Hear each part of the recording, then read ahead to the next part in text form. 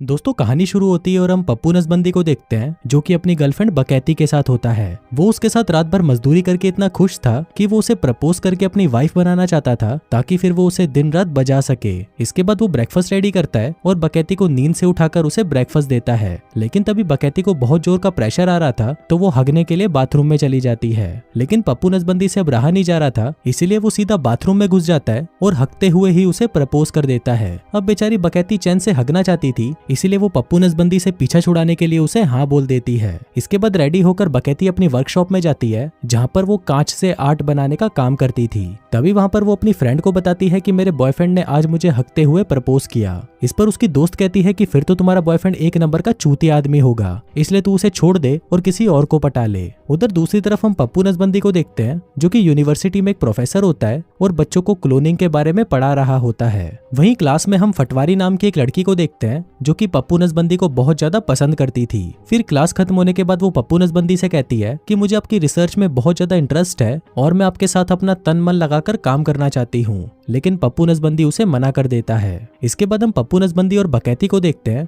जो कि अब शादी कर लेते हैं। जिसके बाद पप्पू नसबंदी एक लाइफ इंश्योरेंस करवाता है जिससे उन्हें फ्यूचर में जाके कोई प्रॉब्लम ना हो। फिर अगले सीन में हम बकैती को देखते हैं जो कि अपनी वर्कशॉप में काम कर रही थी। उधर पप्पू नसबंदी भी अपने लैब में एक चूहे के ऊपर एक्सपेरिमेंट कर रहा था और वो उस चूहे का एक क्लोन बनाने की कोशिश कर रहा था। फिर काम खत्म होने के बाद पप्पू नसबंदी बकैती को कॉल करता है और कहता है कि डार्लिंग जल्दी से घर आ जाओ, आज हम पूरी रात पलंग तोड़ेंगे। अब ये सुनकर बकैती भी अपना काम जल्दी जल्दी निपटाने लगती है। लेकिन तभी हम देखते हैं कि अचानक उसकी वर्कशॉप में आग लग जाती है। बकैती वहां से निकलने की बहुत कोशिश करती है लेकिन गेट लॉक होने की वजह से वो बाहर नहीं निकल पाती और वहीं जलकर मर जाती है। उधर पप्पू नसबंदी अपना औजार खड़ा करके बकैती का वेट कर रहा था कि तभी उसके घर पर पुलिस आती है और वो उसे बकैती की मौत की खबर सुनाती है, जिसको सुनकर पप्पू नसबंदी सदमे में चला जाता है। इसके बाद हम देखते हैं कि बकैती का फ्यूनरल कर दिया जाता है और पप्पू नसबंदी उसकी अस्थियों को एक जार के अंदर संभाल कर रख लेता है। अब इस हादसे के बाद से पप्पू नसबंदी को अकेलापन खाए जा रहा था और उसे कुछ भी अच्छा नहीं लग रहा था।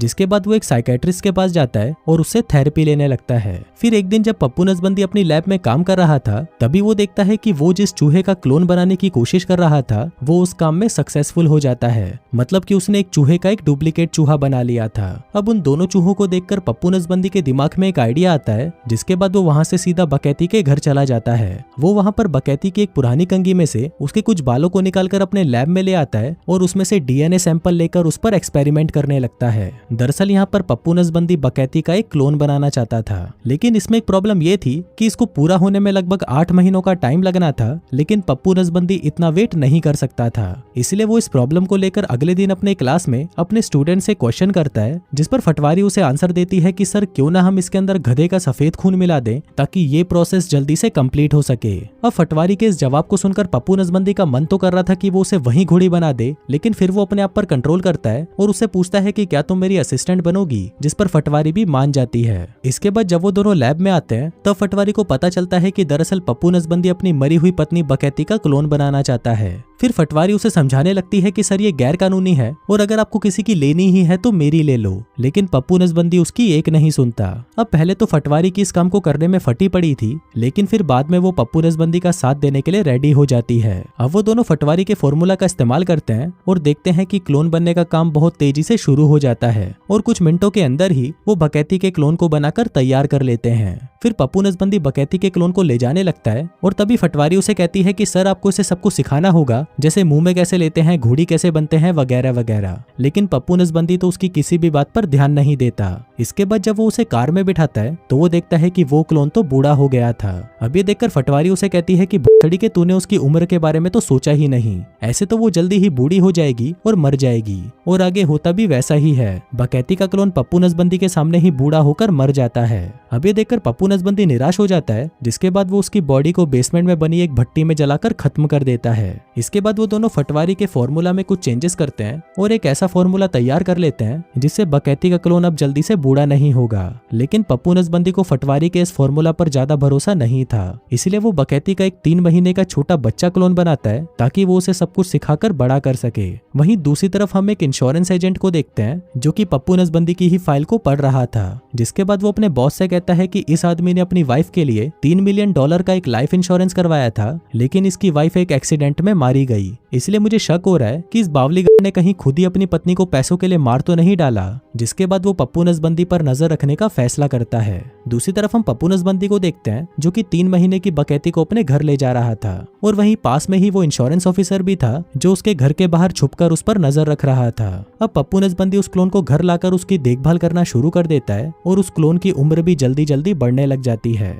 अब पप्पू नसबंदी उसे सब कुछ सिखाता है ताकि वो बड़ी होकर उसे हर तरह का सुख दे सके। जिसके बाद देखते ही देखते बकैती भी बड़ी हो जाती है और मजदूरी करने के लिए तैयार हो जाती है। लेकिन वहीं उस इंश्योरेंस ऑफिसर की ये देखकर गांड फट जाती है कि बहन कुछ ही दिनों पहले यहाँ पर एक छोटी सी बच्ची थी, लेकिन अब ये इतनी बड़ी कैसे हो गई। फिर कुछ दिन और बीतते हैं और बकैती अब पूरी तरह से उस उम्र की हो जाती है जिस उम्र में पप्पू नसबंदी ने उसे खोया था, लेकिन वो थोड़ी अजीब दिख रही होती है। इसके बाद फटवारी पप्पू नसबंदी से मिलती है और उससे पूछती है कि क्या आपने बकैती को घोड़ी बना दिया। जिस पर पप्पू नसबंदी कहता है कि मैं उसे बजाना तो चाहता हूँ, लेकिन मुझे वो असली वाली की तरह मजे नहीं दे पा रही। जब भी मैं उसे मुंह में लेने के लिए बोलता हूँ तो वो मेरा काट लेती है। इस पर फटवारी कहती है कि मैं नहीं काटूंगी और ये कहकर वो वहाँ से चली जाती है। फिर घर आकर पप्पू नसबंदी बकैती से मिलता है और उसे अपने साथ ऊपर वाले बेसमेंट में ले जाता है। फिर वो उसे वहाँ पर बताता है कि तुम एक बार जलकर मर चुकी हो और मैंने तुम्हारी अस्थियां इस मटकी के अंदर रखी हैं। अब ये सुनकर बकैती की फट जाती है और वो उससे डरकर पीछे जाने लगती है, लेकिन तभी अचानक उसका पैर फिसलता है और वो नीचे गिरकर मर जाती है। जिसके बाद पप्पू नसबंदी उसे भी उठाकर उस बेसमेंट की भट्टी में जलाकर खत्म कर देता है। अब धीरे धीरे पप्पू नसबंदी डिस्टर्ब हो जाता है और उसे बुरे सपने आने लगते हैं। जिसके बाद वो ये सारी बातें अपनी थेरेपिस्ट को बताता है कि उसे ये सपने आते हैं कि उसने अपनी मरी हुई वाइफ का क्लोन बनाया है,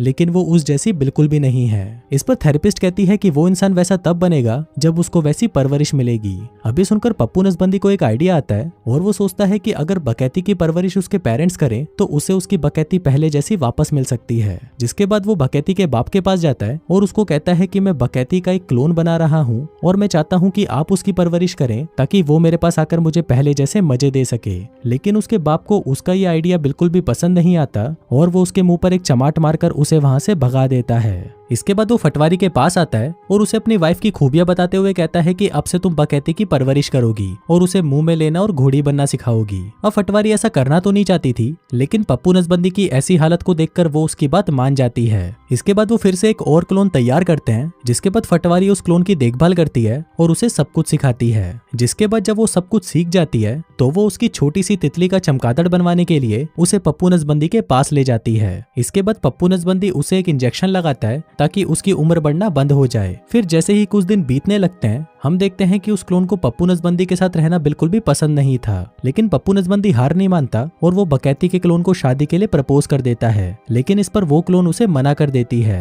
अब इस बात से गुस्सा होकर पप्पू नसबंदी फटवारी को बुलाता है और कहता है कि तुम इस क्लोन को अपने साथ ही ले जाओ, अब ये मेरे किसी काम की नहीं। लेकिन फटवारी भी उसे रखने से मना कर देती है और कहती है कि मैं इसका क्या करूंगी, ये तो मेरी गुलाबी भी नहीं चाटेगी। वहीं ये सारी बातें बकैती की क्लोन भी सुन रही थी, जिसे सुनकर उसे बहुत बुरा लगता है। जिसके बाद वो अपनी ही नस काटकर अपनी जान दे देती है। जिसके बाद वो उसे भी उठाकर उस बेसमेंट वाली भट्टी में जला देते हैं। लेकिन पप्पू नसबंदी यहाँ पर भी नहीं रुकता। जिसके बाद वो उसका एक और क्लोन बनाता है और फिर उसे सीधा बकैती की एक दोस्त के पास ले जाता है। वो उसे सब कुछ बता देता है कि ये बकैती की 4 महीने की क्लोन है और तुम्हें उसे बड़ा करना है और सब कुछ सिखाना है। अब उसकी फ्रेंड इस काम के लिए तैयार हो जाती है, लेकिन वो उस क्लोन को एक छिनाल बना देती है। जिसके बाद उस क्लोन को एक कालिये से प्यार हो जाता है और वो उसके साथ उसके काले घोड़े की सवारी करने के लिए उसके घर चली जाती है। फिर पप्पू नसबंदी और उसकी दोस्त जब उस क्लोन को लेने के लिए कालिये के घर पर जाते हैं तो वो क्लोन उनके साथ चलने से मना कर देती है और कहती है कि मुझे काला घोड़ा बहुत पसंद है। अब ये देखकर पप्पू नसबंदी की गांड जल जाती है और वो लैब में जाकर फिर से बकैती का एक क्लोन बनाने लगता है। लेकिन तभी फटवारी उसे मना करती है और कहती है कि तुम एक क्लोन के होते हुए दूसरे क्लोन को नहीं बना सकते। अब पप्पू नसबंदी उस कालिये के घर पर नजर रखने लगता है, जहाँ पर वो कालिया रोज दबा दबा कर उस क्लोन की लिया करता था। अब ये देखकर पप्पू नसबंदी पागल हो जाता है और वो उस क्लोन के पास जाकर कहता है कि तुम्हें एक बीमारी है जिस वजह से तुम टाइम से पहले ही बूढ़ी होती जा रही हो। अगर तुम मेरे साथ रहोगी तो मैं तुम्हें बचा सकता हूँ। लेकिन तभी वो कालिये को देखती है और कहती है कि मुझे तो सिर्फ काला खट्टा पसंद है। अब ये सुनकर पप्पू नसबंदी समझ जाता है कि बहन ये कालिये के बिना नहीं रह सकती, इसलिए वो उसे उसी के हाल पर छोड़ देता है। अब पप्पू नसबंदी पूरी तरह से पागल हो चुका था और वो वो बार बार क्लोन को बनाता और मारता जा रहा था, जिसको देखकर फटवारी उस पर गुस्सा करती है और कहती है कि अगर तुम 1,00,000 बार भी बकैती के क्लोन को बना लो फिर भी वो तुम्हें बकैती वाले मजे नहीं दे सकती, इसलिए अब ये सब बकचोदी बंद करो और मेरी ले लो। लेकिन पप्पू नसबंदी को तो बकैती की ही लेनी थी, इसलिए फटवारी अब उसके साथ काम करना बंद कर देती है और वहां से चली जाती है। फिर पप्पू नसबंदी जब बकैती का एक और क्लोन बनाकर बाहर जाता है तभी वहां पर फटवारी भी आ जाती है और फिर वो चुपके से उसकी लैब में जाकर वहां पर एक क्लोन बनाने लगती है। इसके बाद पप्पू नसबंदी उस क्लोन को लेकर एक वैश्या के पास जाता है और उसे कहता है कि आप इसे बड़ा करो और अपने जैसा बनाओ। वहीं दूसरी तरफ फटवारी भी एक क्लोन तैयार करके उसे एक अनाथ आश्रम के बाहर छोड़ देती है। फिर कुछ दिनों बाद जब बकैती का क्लोन सब कुछ सीख जाता है तो पप्पू नसबंदी उसे लाकर उसकी लेने लगता है, लेकिन वो क्लोन उसे देने से मना कर देती है और उसके गोटों पर मारकर उसके गोटे तोड़ देती है। इसके बाद पप्पू नसबंदी उसे दबोच लेता है और उसे भी मारकर ठिकाने लगा देता है, जिसके बाद वो बार बार बकैती के क्लोन बनाता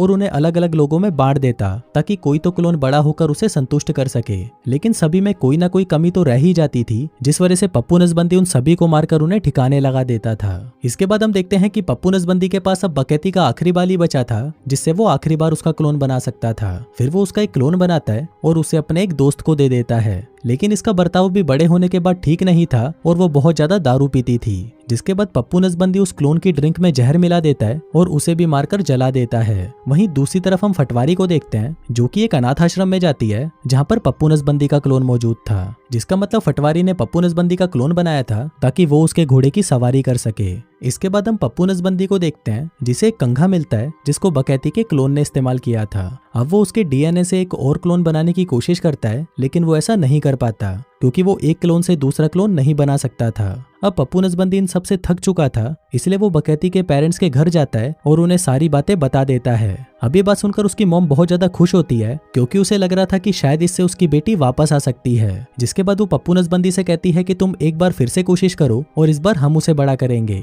अब उसका बाप ये सब करने से मना कर देता है, लेकिन उसकी माँ जैसे तैसे करके उसे मना लेती है। जिसके बाद वो बकैती के कमरे से उसके बाल ढूंढकर उसे पप्पू नसबंदी को दे देते हैं ताकि वो उसका क्लोन बना सके। इसके बाद पप्पू नसबंदी लैब में जाकर उसका क्लोन बनाने लगता है और उसका 3 महीने का क्लोन बनाकर उसे उसके पेरेंट्स को दे देता है। इसके बाद जब वो वहां से अपने घर पर आता है तो वो देखता है कि वहां पर वो इंश्योरेंस ऑफिसर बैठा होता है और वो उसे कहता है कि मैं पिछले 4 सालों से तुम्हारा पीछा कर रहा हूँ और मुझे पता चला है कि तुमने अपनी पत्नी को खुद मारा, जिसके बाद तुम अपनी असिस्टेंट फटवारी के प्यार में पड़ गए। इस पर पप्पू नसबंदी कहता है कि भोसड़ी के ऐसा कुछ नहीं है। जिसके बाद वो उसे शराब ऑफर करता है जिसमें उसने पहले ही जहर मिलाया हुआ था, जिसको पीने के बाद वो इंश्योरेंस ऑफिसर भी मारा जाता है। फिर वो उस ऑफिसर को भी उस भट्टी में जलाने लगता है, लेकिन इससे पहले वो उसका एक बाल निकाल लेता है ताकि वो उसका भी एक क्लोन बना सके। जिसके बाद वो उसका क्लोन बना लेता है और उसे बहुत सारी दारू पिलाकर उसे पुलिस के हवाले कर देता है। फिर अगले दिन हम देखते हैं कि बकैती के पेरेंट्स उसके क्लोन को बड़ा करके उसके पास ले आते हैं और उसे उसके पास छोड़कर वहां से चले जाते हैं। अब इस बार पप्पू नसबंदी को बिल्कुल परफेक्ट क्लोन मिला था। वो उसका मुंह में भी लेती थी और उसके लिए घोड़ी भी बनती थी।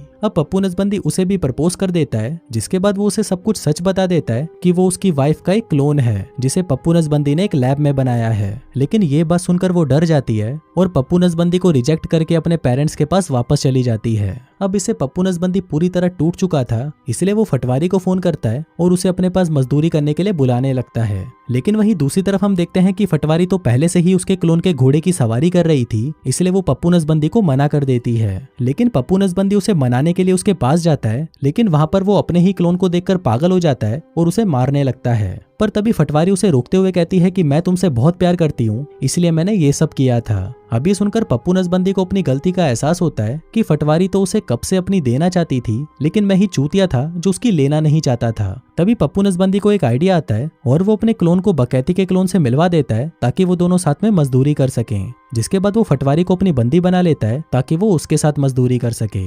अब इससे सबके सब खुश थे और सबकी ठरक भी शांत हो चुकी थी। और दोस्तों, इसी के साथ ही ये कहानी यहीं खत्म हो जाती है।